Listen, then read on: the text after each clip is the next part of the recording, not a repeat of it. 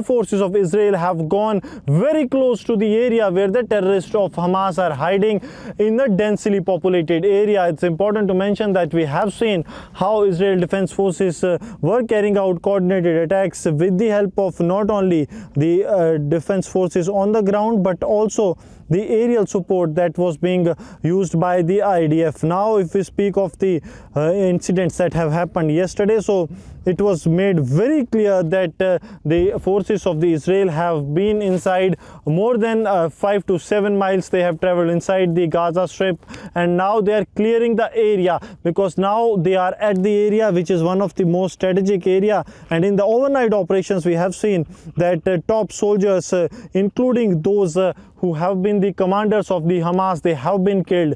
9 is the number of the casualties that Israel Defense Forces have suffered.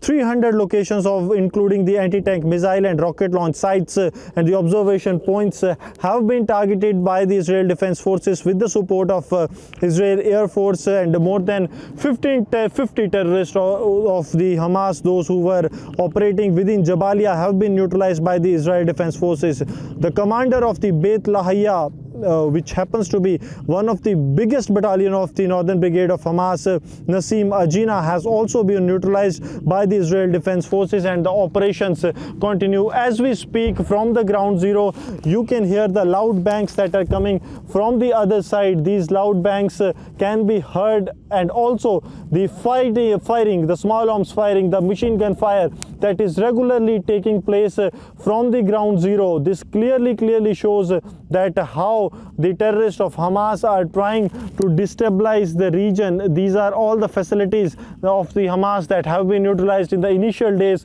of the gunfire, and as we speak from the ground zero, the operations continue on the day 5 of the incursion of Gaza by the Israel Defense Forces. And these operations are strategically very important, because now the Israel Defense Forces are at the place where the terrorists of Hamas are face to face, and that's why the indiscriminate firing can also be heard from the ground zero, where the terrorists of Hamas are firing at the IDF, and IDF is giving a reply. So these are the firing that can be heard. And also in the north, we have seen how the Hezbollah and also the Houthis of the Yemen, they are also trying to mount pressure. As we speak, these are the artillery launches that are taking place a couple of meters away from us.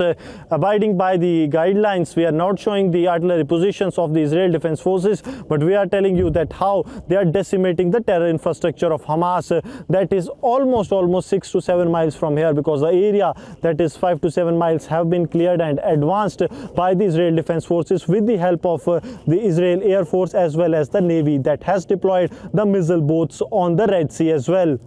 Gursimran Singh for Republic Media Network.